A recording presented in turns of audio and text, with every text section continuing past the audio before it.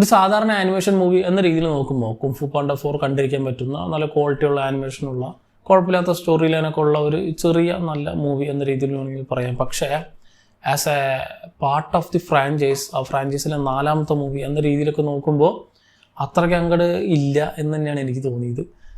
It's not a worthy sequel. കാരണം കഴിഞ്ഞ 3 സിനിമകളിൽ ഗംഭീരമായിട്ട് നിർത്തിവെച്ച് അവിടെ നിന്നും ഈ സിനിമയ്ക്ക് തുടങ്ങുമ്പോൾ ഇതിൽ ഭയങ്കര വോയിഡാണ്. ഈ സിനിമ ഭയങ്കര പ്ലെയിൻ ആയിട്ട് തോന്നും.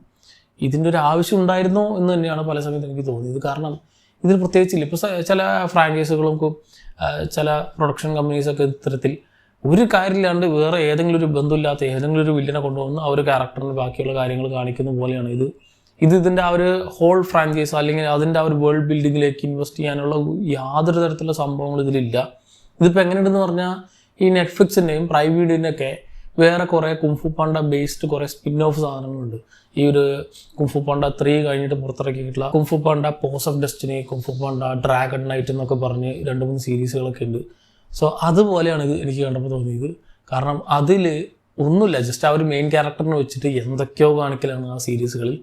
അതുപോലെ തന്നെ ഈ പടം ഇതിൽ മെയിനായിട്ട് നമുക്ക് മിസ് ചെയ്യുക ഫ്യൂരിയസ് 5 ആണ്.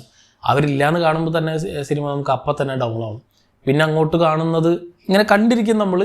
ഓക്കെ, ഇനി അടുത്ത് നടക്കാൻ പോകുന്ന സാധനങ്ങളൊക്കെ വളരെയധികം പ്രഡിക്റ്റബിൾ ആയിട്ട് ജസ്റ്റ് പുതിയൊരു ക്യാമലിയോൺ എന്ന് പറഞ്ഞൊരു വില്ലൻ വരുന്ന ഷേപ്പ് ഷിഫ്റ്ററാണ്. സോ അതിൽ ചെയ്യുന്ന കുറേ ആക്ഷൻ സീക്വൻസുകളും സെറ്റ് പീസസ് ഒക്കെ നന്നായിട്ടുണ്ടെങ്കിൽ കഴിഞ്ഞ സിനിമകളിൽ കിട്ടിയ ആ ഒരു ഫീൽ നമുക്ക് ഈ സിനിമയിൽ കിട്ടില്ല. കുറച്ചൊക്കെ നൊസ്റ്റാൾജിയ വെച്ച് അവിടെയൊക്കെ പൊടി തട്ടിയെടുക്കാൻ നോക്കിയിട്ടുണ്ടെങ്കിലും പ്രോപ്പറായിട്ട് വർക്കായിട്ടുള്ളതായിട്ട് എനിക്ക് പേഴ്സണലി തോന്നിയില്ല. ഇതിപ്പോൾ ഒരു ഉദാഹരണം പറഞ്ഞാൽ How to Train Your Dragon ഹിക്കപ്പിന് മാത്രം വെച്ചിട്ട് എടുത്ത് എങ്ങനെ ഉണ്ടാവും അതുപോലെയുള്ളൊരു പടം. സോ ഒരു വട്ടം വേണമെങ്കിൽ ആ ഒരു ഫ്രാഞ്ചൈസിൽ ഇഷ്ടപ്പെടുന്നവർക്ക് ഒരു വട്ടം ഒന്ന് കണ്ടിരിക്കാം. എന്നാൽ വലിയ ഇമ്പാക്റ്റ് ഒന്നും ഇല്ലാത്ത ആ ഒരു വേൾഡ് ബിൽഡിങ്ങിൽ വലിയ ഇൻവെസ്റ്റ്മെൻ്റ് ഒന്നും ഇല്ലാത്ത ഇനി ഇതൊരു തുടരാൻ പോവുകയാണ്, ഒരു 6 പാർട്ട് ഫിലിം ആക്കാൻ മുഴുവനാക്കി പോകണമെന്നൊക്കെ പറയുന്നുണ്ട്.